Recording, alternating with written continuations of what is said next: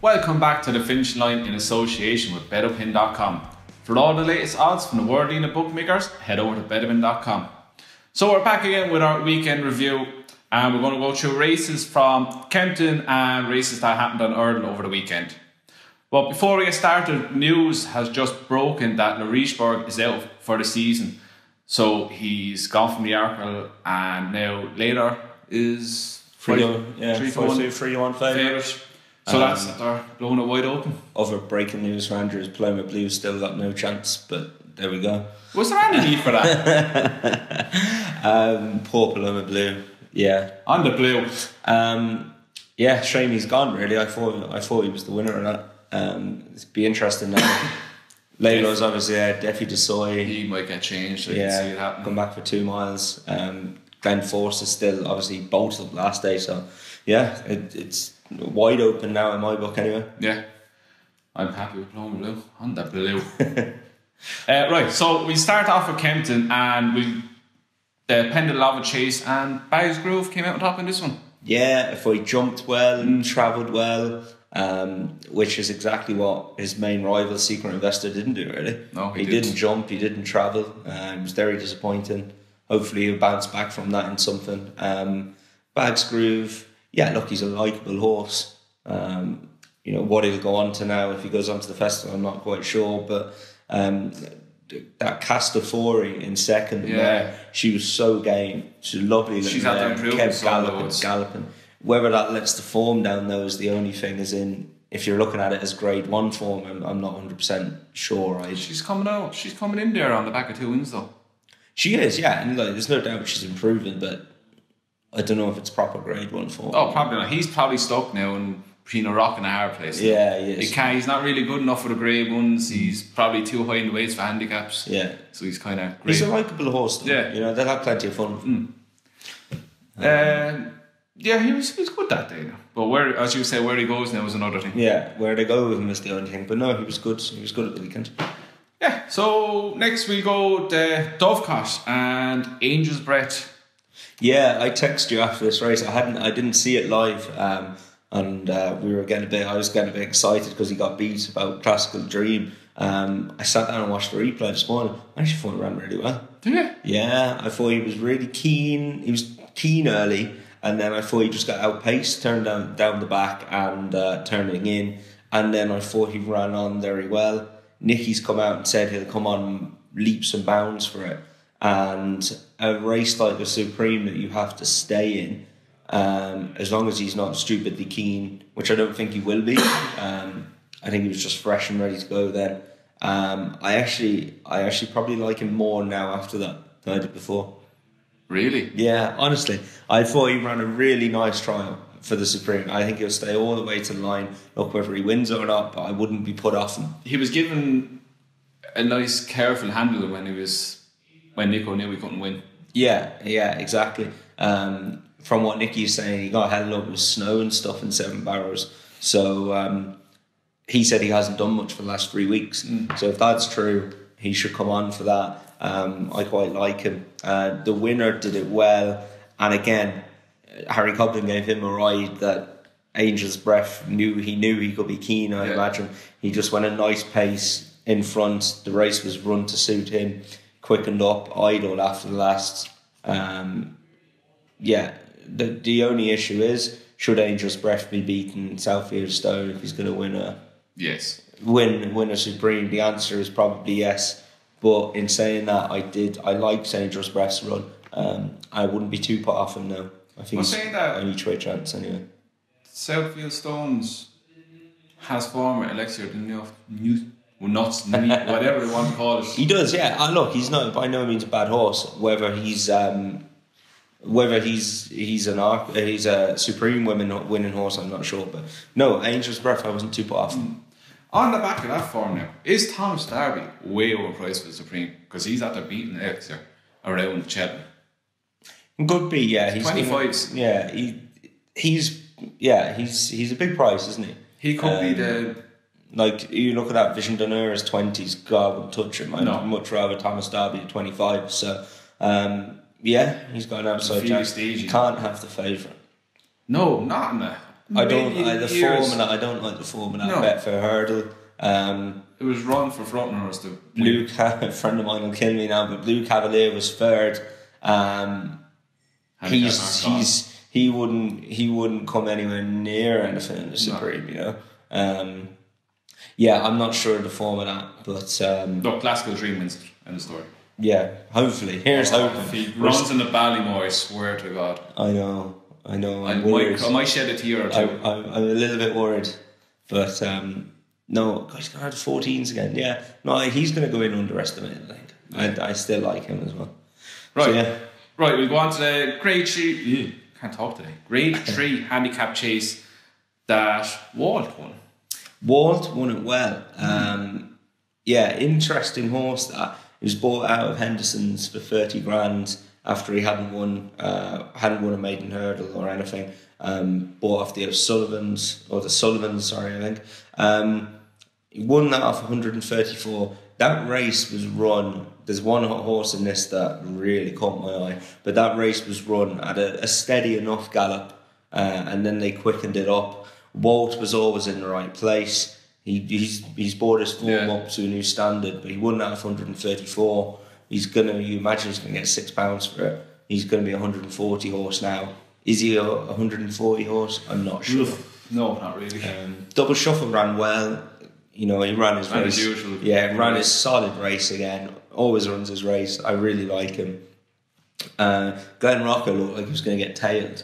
Yeah, and he then ran on then. I think he might need a better gallop and softer ground to be seen as best, and maybe a more galloping track than Kempton is. Horse who caught my eye was Adrian DuPont, who was held up out the back with Glenn Rocco. Travelled best of any of them down the back and turned it in, but was just in the wrong place where how the race panned out. Had to switch wide and everything to go around the mud. Yeah, exactly. I'd mark up his form a bit, and I would keep an eye on him wherever he goes next. I'd want to be on side. I was only listening to was it Paul Nichols' assistant, not Harry Durham. He said there's a big handicap in this season. Yeah, he just needs a proper solid festival gallop. Yeah, to see him to his best. He does, and I'd definitely be on the right side. Yeah, I'd be looking at him now.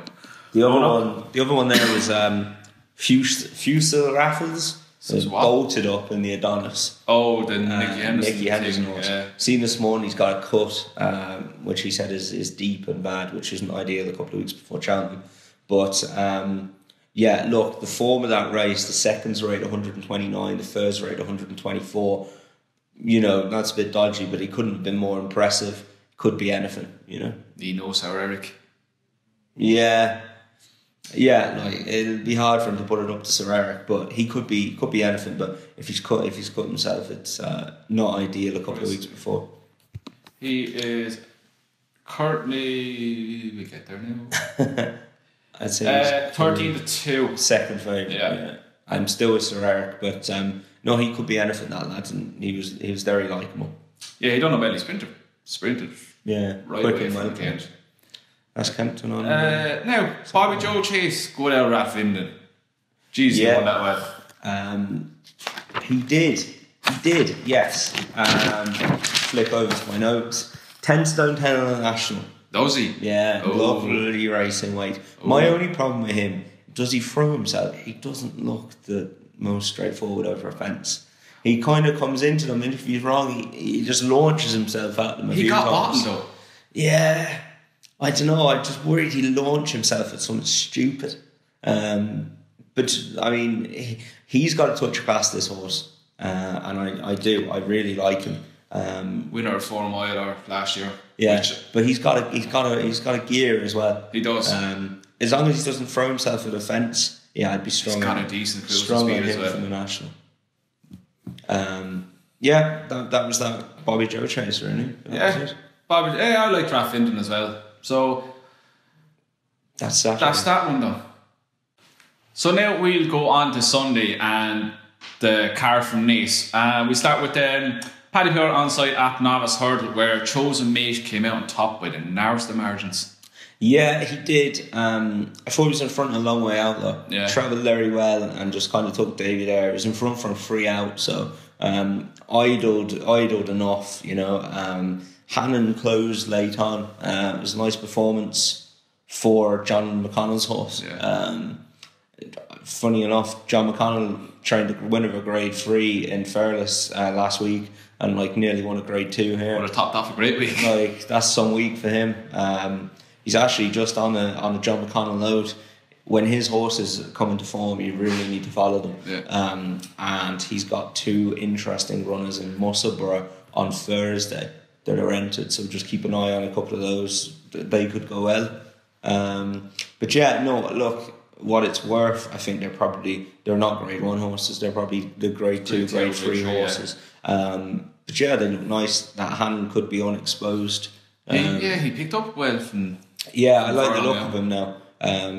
He, like, chosen mate, I'd excuse him for only getting beat that far. He'll go on, but Hannon will go on as well, I think. And, yeah, he could be a nice horse if he got a handicap mark now for a race. I think he could. That was the third run. First run for second run for John. Yeah, so I think he could pick up a nice prize in on the basis of that. A nice handicap, if not Cheltenham, maybe somewhere in Punchestown. Yeah.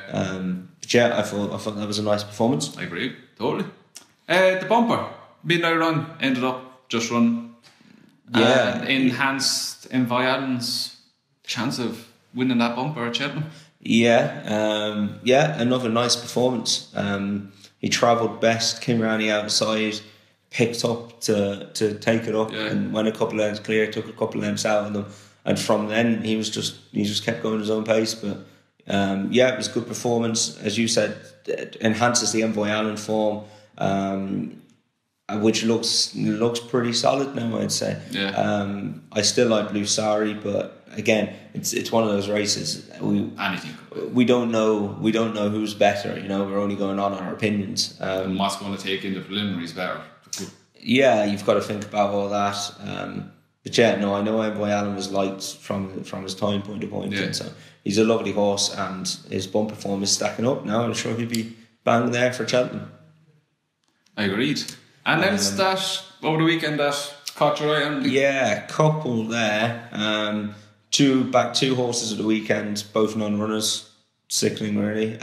Horse called Curious Times looks to be very well handicapped off 113. I was sick last week doing our video, so I dragged myself through it, and I hadn't looked at anything yet. But Curious Times beat Black something, her name is, Gordon Elliott's a mare that is going for the Mares Novice Hurdle at Cheltenham. She won her second in bumper at the Punchestown Festival last year.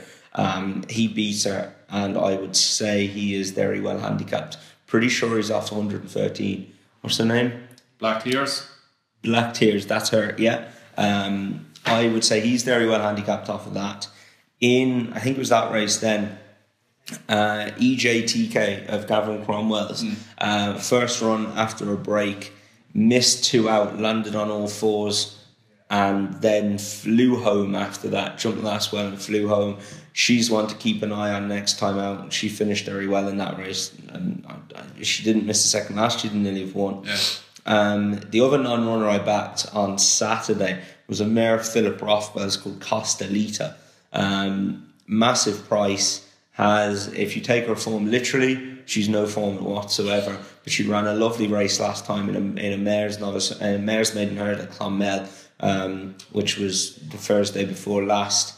And that leads me nicely on to a horse called Claregate Street, who also ran in that race at Clonmel, that Mares Hurdle. She was 5th that day. There's a really interesting, from my notebook anyway, there's a really interesting Mares 0 to 100, 0 to 102 at Clonmel on Thursday, because Claregate Street has entered, who I think will improve on her handicap mark. A horse called Elm Grove, who the season before last on the flat was very progressive. First time in a handicap hurdle now for Madeline Tilicki, off 102. There could be some juice in that mark. She's about an 80 horse on the flat, so she could go on from that. And a horse there that sickened me last week called Molly Ella, who I was on at very fancy I prices. remember this. Very fancy prices, all the way into 6-1, and fell first. Put a line through that. Have a look at her run. Obviously not her fall at the first. The run before that, very eye-catching. Indeed. And I think, and Costalita is actually, but just on Molly Eller, actually, go back and watch that race. The angle with her now, if she does run on Thursday at Clonmel, is some lunatic bookmaker will go, felt first, no form before that, 12, 14, 12. Yeah. Though some lunatic will miss that she was backed all the way into sixes. So fill your boots. How that happens, I don't know. But she will, and I'm telling you, she's a very well handicapped mare. That Costalita of Philip Rothwell's that was a non-runner was actually 50-1 on Saturday. Is entered in the maiden hurdle at Clonmel on Thursday as well. Could have a good chance to 2:15 there. This could be one of these that if they decided to go for Charles Byrne-esque. Oh, gamble alert. Put it back into a maiden hurdle. What's the name? Costalita. Please tell me it's entered there. Down the bottom. Down the bottom, down the bottom, down the bottom, down the bottom. Yeah, there you go. They're fancy suits. Yeah. It could just be one if that turns out to be a bad maiden hurdle, it could be just as bad as a handicap. I mean, she's rated, she's got a 90 on awful maiden hurdle. There are some load of duck eggs. Yeah. Yeah, it's not a great race on paper in a minute. Interesting to see what happens, but keep an eye on Costalita, Molly Ella, Claregate Street, Allen Grove. Surely between one of those. The best placed horse in that maiden hurdle was fourth. Yeah, it's not great. That is. But yeah, there are a few to keep an eye on anyway. Right, Molly, I'll throw this at you. Presenting Percy. Would you go near him now? I think he is gonna drift. I think he's going to drift. I think Clan will go off favourite now. Yeah, I think they're going to come for Clan de Zobo. I think he's going to drift. I'm not. I'm a Presenting Percy fan. I'm not a fanatical fan, but I'm not too worried. I think he gets campaigned like this. He was campaigned a bit like this last year. Pat Kelly is a small bunch of horses, but he can get them there for the big day. He's good at what he does. I'm not too worried. I'm not too worried. He jumps well. His jumping's not an issue for me. He loves Cheltenham. Yeah, go there fresh. He showed he's in good form, winning at Clonmel, at Gurren. I wouldn't be too worried at all. What about you? I wouldn't back him now. I want to see him. What would you back? We were just looking at that there, right? Presenting Percy, Clan de Zobo, Native River, Kenboy, Bells Hill, Road Respect, Alboon Photo. You're going to say Alboon Photo. Might Bite and Thistlecrack.